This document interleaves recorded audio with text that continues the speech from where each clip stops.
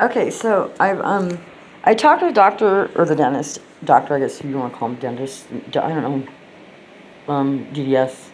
It says a doctorate degree, but about this clear substance I have in the back of my mouth, and they said, here. If I have something here, watch. I'll show you guys. You can't get through it.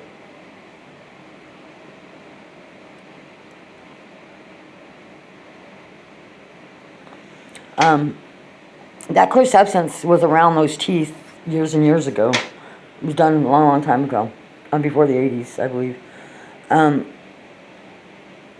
Probably when I was back at my dad's again in Louisiana. So I believe that's part of the implantation system of it's instilled upon me for its receiver transmitter in his teeth, I believe. And over the years, when things have failed, they have redone them. So I quit taking care of my teeth. I didn't want them all pulled eventually. And I want the system malfunctioned. Along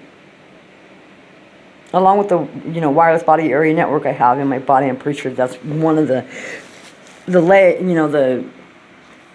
parts of that system, and being able to monitor everything I do, whether it be movement, bodily function, what I say, what I hear, what I see, what I speak, what I think.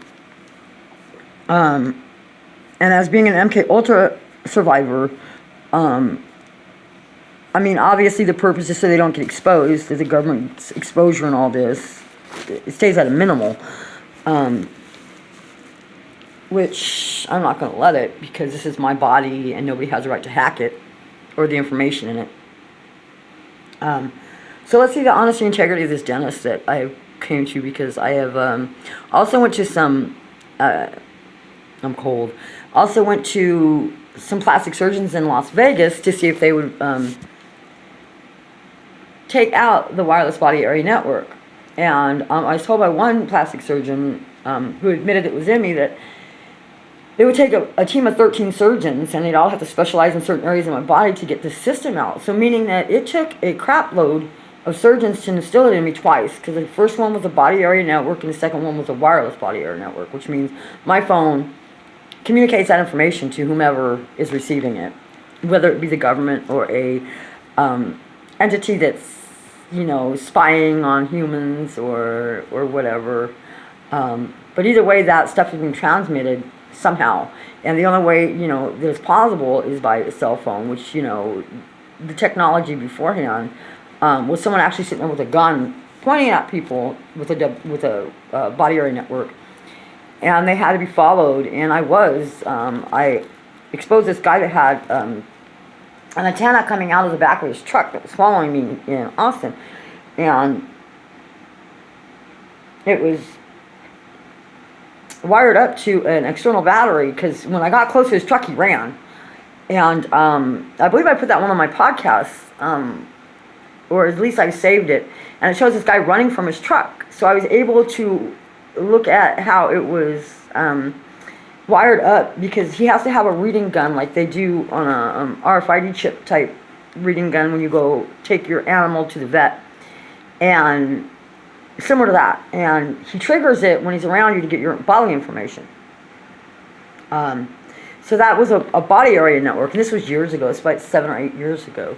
And then the last augmentation I got from Austin was a doctor, what was his name, because he set me up, Dr. I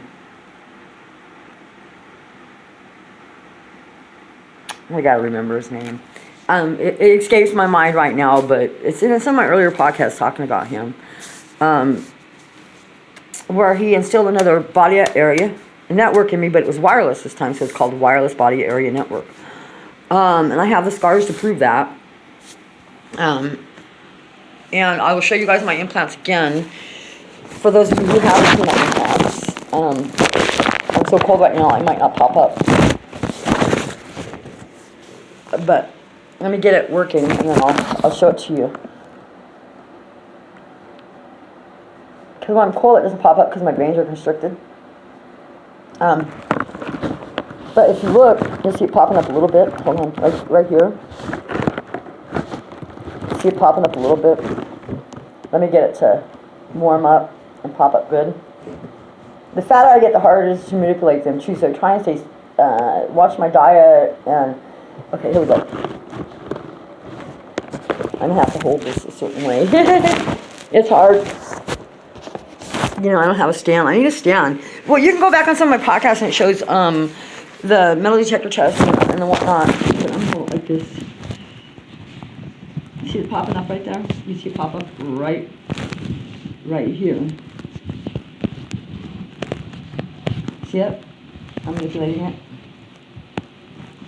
But I'm cold right now, and it's really cold in here.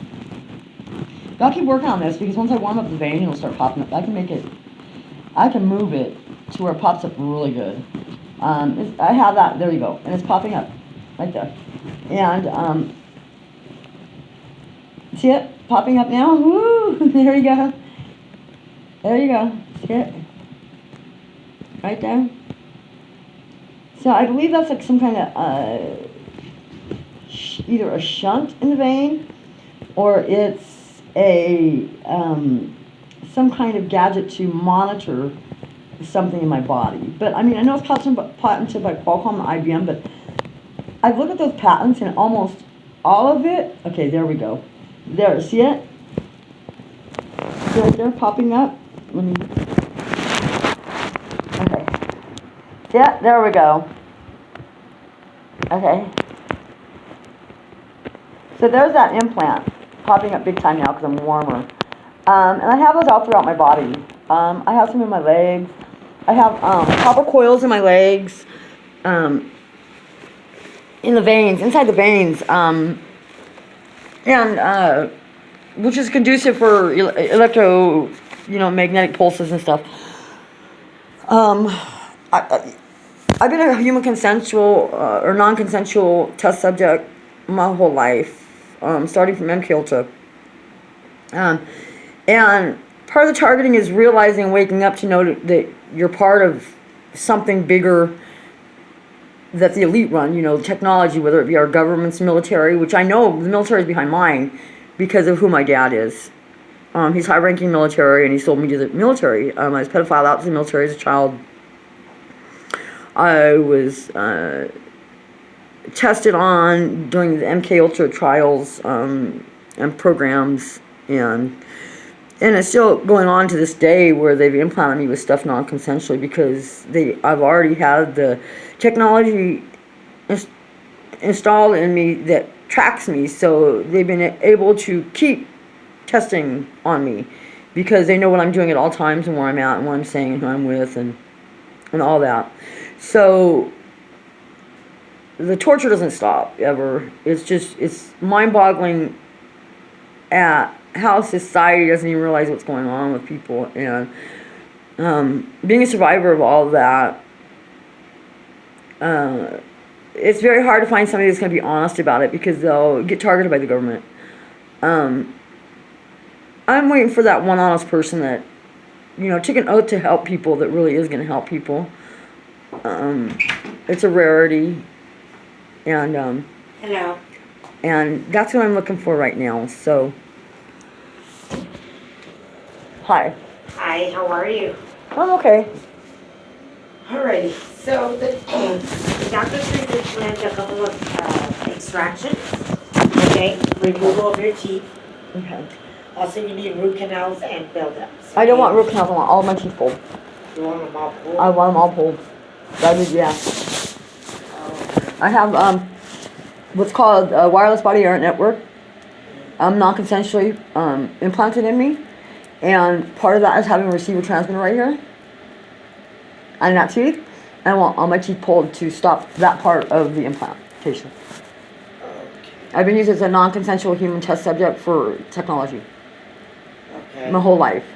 So my dad was high-ranking military, so many government, it's military and civilian technology companies that have done stuff to me that I don't want any anymore. I mean, I went to a plastic surgeon in Las Vegas, and they told me we take a team of 13 surgeons to get the system they implanted me with out.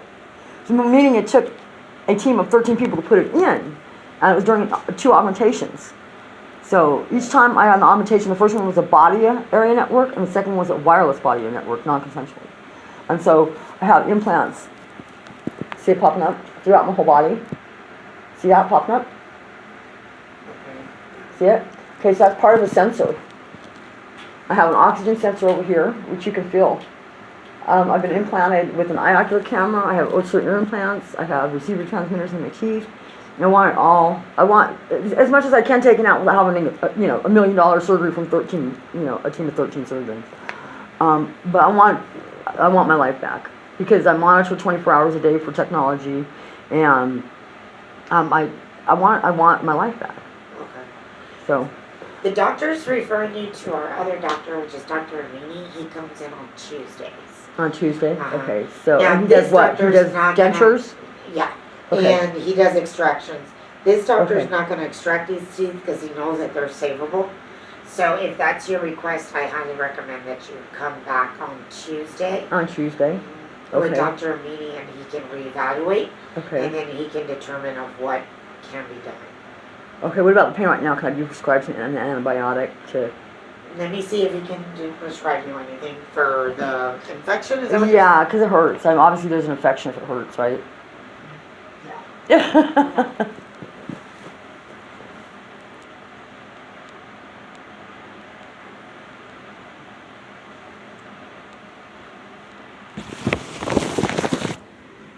So, I guess they're going to refer me to, I guess you guys heard what doctor that is. That does all the extractions and stuff, which is unbelievable that they'd have to a certain doctor that only does extractions. That to me is insane. I think all dentists know how to do extraction. So, I was only in on Tuesdays. Did you know how many people have to wait a week or however long it is to get an extraction done? I don't know what kind of dentist place this is. That makes me a little bit... I don't know. Every dentist knows how to do extraction. I dated one. They learn that in dental school. There's no specialty to extractions. I guess that's what dating a dentist has taught me, so here we have it. The rigmarole again. This is Smile Dental in San Antonio, off of Southwest Military Road. And it doesn't take an expert to do extractions. Thank you for dating a dentist. I've learned a lot. People are put in my sphere for certain reasons.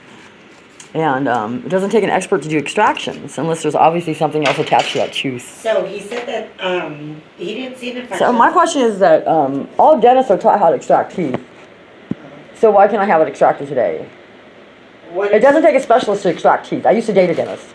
Okay. So we can start on the top if you want. I want the tooth that's hurting right now So it's extracted. $199 to get one of them out. If you want them all out, it's $199 each. $199 to get all those out? All my teeth? No, each one. $199 each tooth? Okay, but can you finance and I can go on that plan, that dental plan, right? Which would be 60% off each tooth, right? It's $199 because of the discount's already on there. The what? How hard is it? The discount's already applied to it, Yeah. so your extraction's $199 each.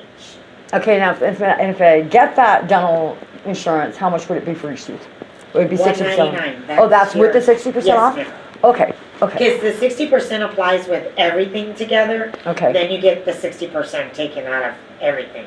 okay, So instead of $250, you're paying now $199 okay, for each tooth. So Okay. if you want to get an extraction today, depending how many you want, I it's just want one 100 today, I want that tooth so out it's hurting. $199. So we can collect up front and then we can set you up for an extraction.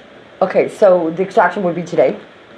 You just said you want an extraction, right? Today, yeah, Today. we can do it today. Yes.